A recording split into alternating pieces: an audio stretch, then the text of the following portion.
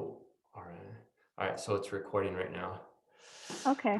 Alrighty. So Betsy, thank you so much for doing this. I appreciate it. The topic that I'm interested in discussing with you is marketing. And first of all, how did you get interested in marketing? I got interested in marketing because I actually, when I was going to the University of CSUN, I switched a few times. I switched majors. It took a while to find what I liked. And it's through one of someone who became a best friend to me afterwards, who was very passionate about marketing. And I said, you know what, I am going to try marketing.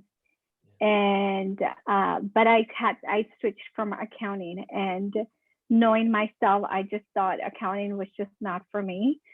So I have a passion for psychology as well. So I did follow psychology at some point. However, my life changed. I went towards the business side, and this is how I wanted to do something in business. I didn't know what. This is why I had chosen accounting, then switched over to marketing.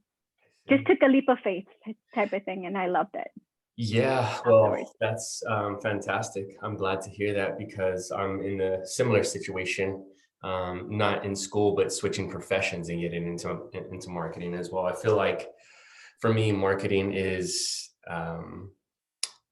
one of the pillars of starting a business because you can have a good product. In my mind, you can have a good product, you can have a good service, but if you don't know how to market it, I think you're leaving a lot of like customers on the table, a lot of money on the table, and bringing that vision to life. I love the creativity aspect of marketing. Right.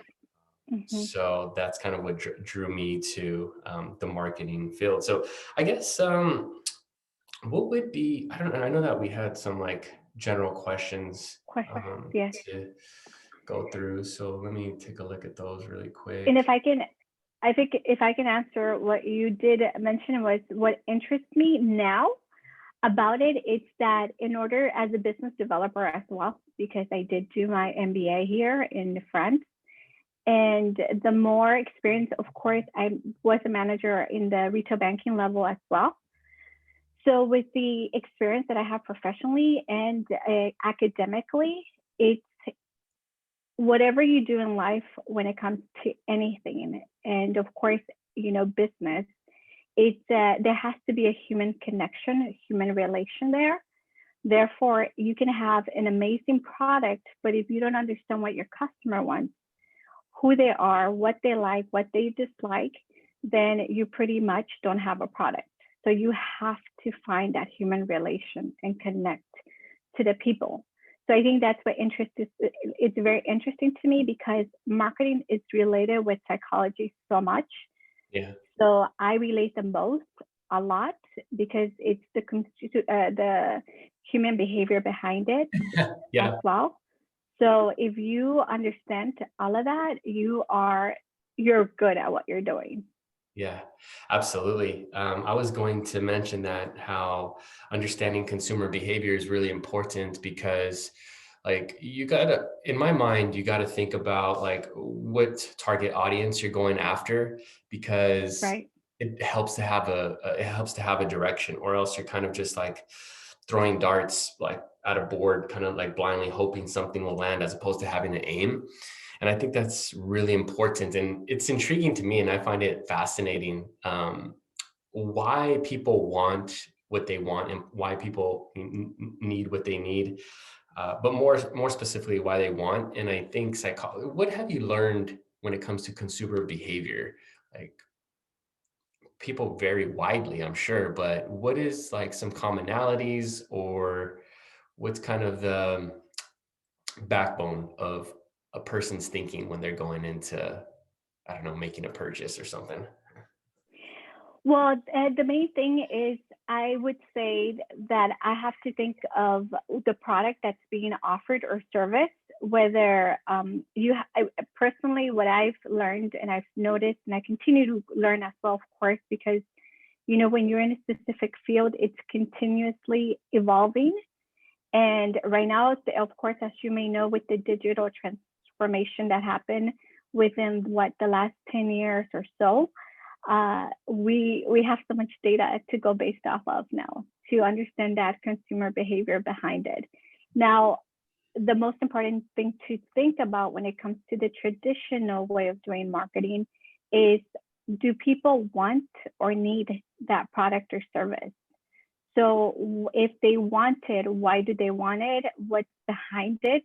Also, then I think culturally as well, culturally speaking, like there are some there's a lot of cultural aspects related to when it comes to selling a product or service that you got to take into account with the consumer behavior part of it, and whether that's a need or want. So I think I always think of, is it a need or want? Second, okay, cultural. What's the culture behind it of, the consumer that I'm thinking of, or the market that I'm aiming for? Why do they want this, or why do they need this? Gotcha. Okay. So I guess it depends, depending on the type of people or the type of market you're going after, what is going on in their brain. Right.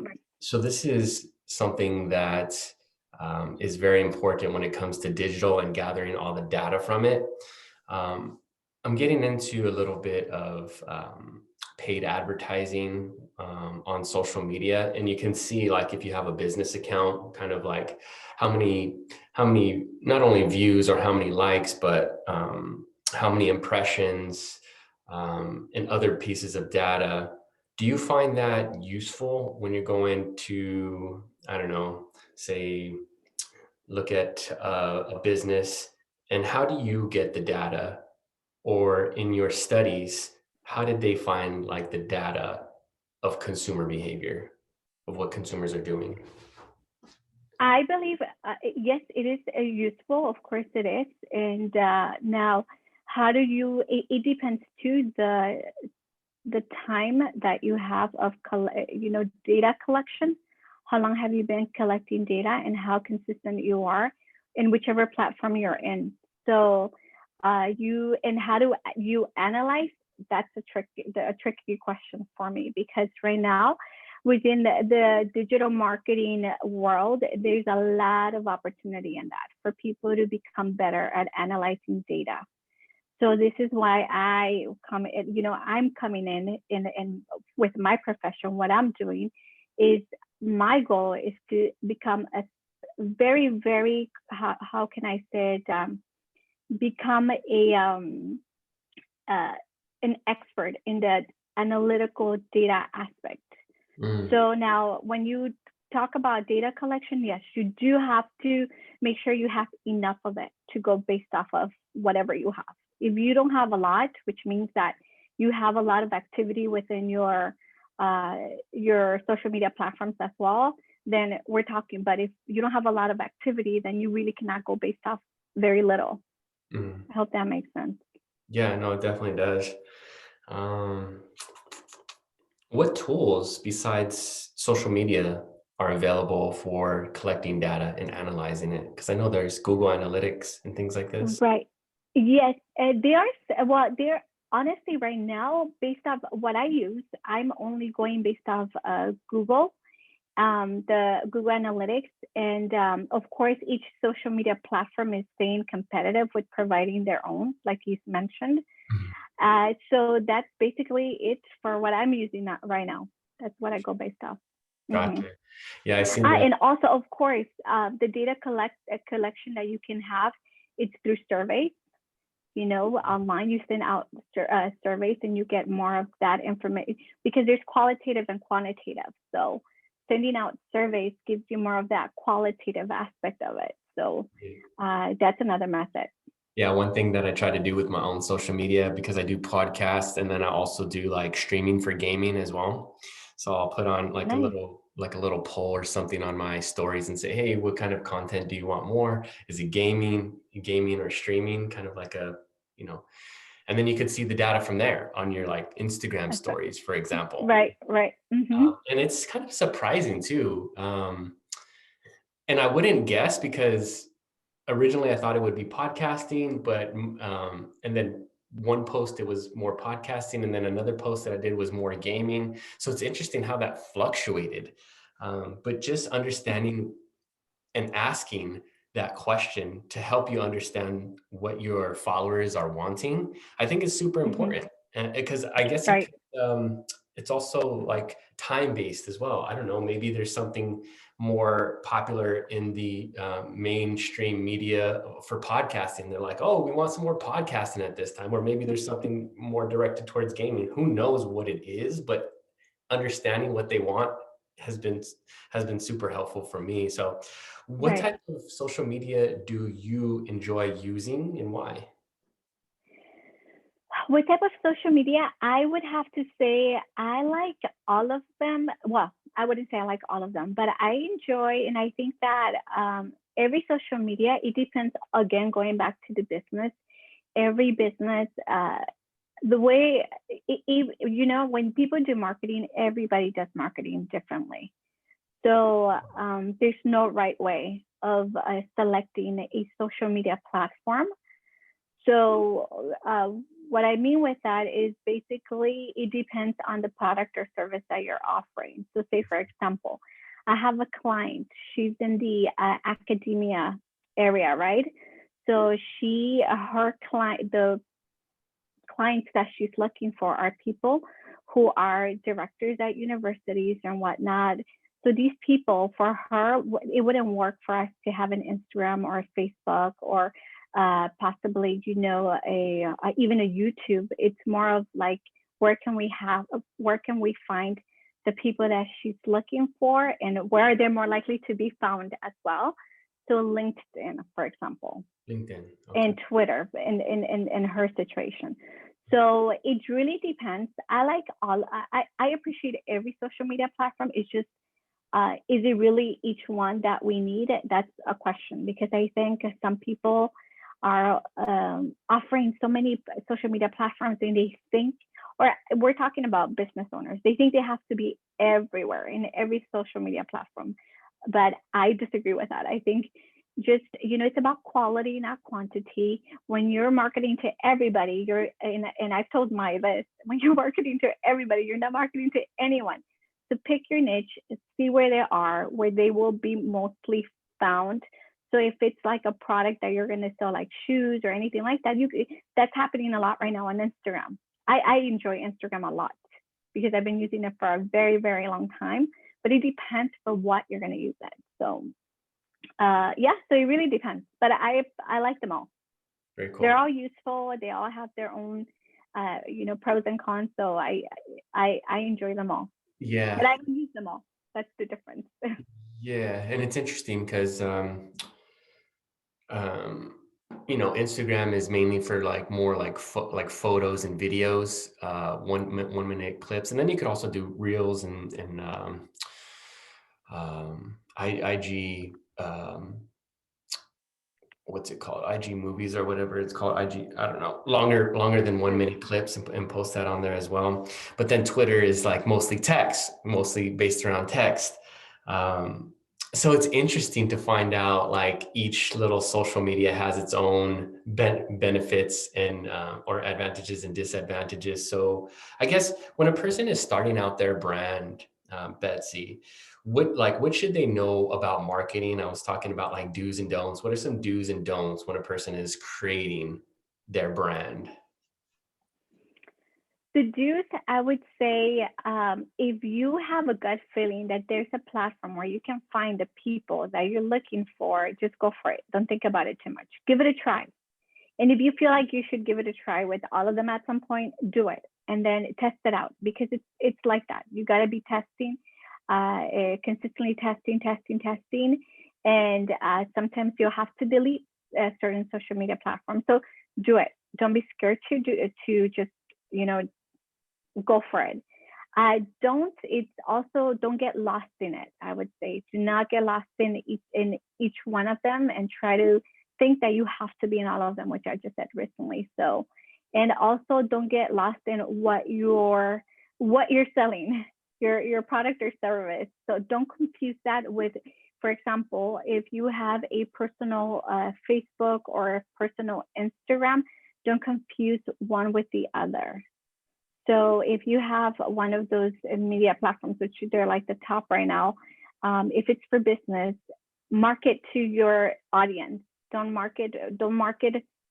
Always don't market yourself into the audience. Like evolve your product or service all the time. So don't get lost in it as well as a person. So separate both of them. Gotcha. So when you're separating personal from business, I guess personal, you can kind of post whatever you're wanting because it's not really directed at any specific target market. But if you're having a Right, brand and you're growing a business, then it's important that you're focusing on your followers, you're focusing on right, your engagement. Yeah, that's important. That's a really important distinction, I think. And I think people can get lost in just posting whatever they feel is like they're wanting to post. And that's cool, I think, if you're just doing that for personal. But when it comes to right, business, it needs to be more focused, looking at things like data, having surveys to seeing what your followers want. So that makes complete sense. right. Yeah, cool.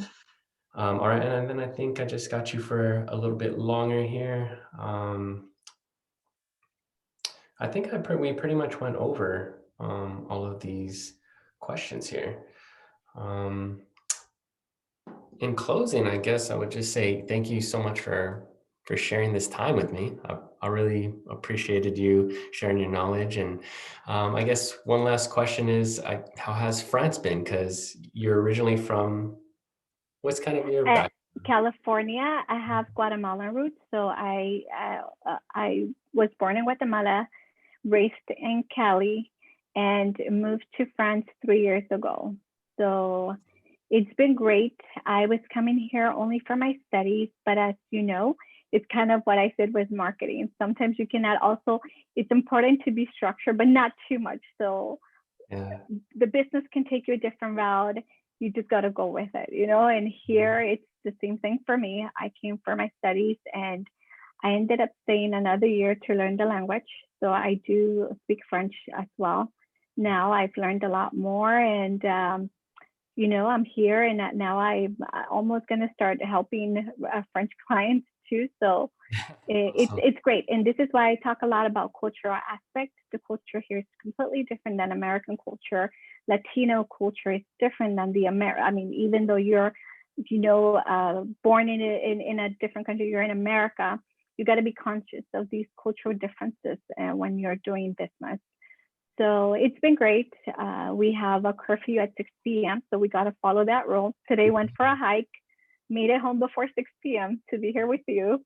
And it's been a great experience. And I think that having the global aspect has helped me a lot in business and in marketing.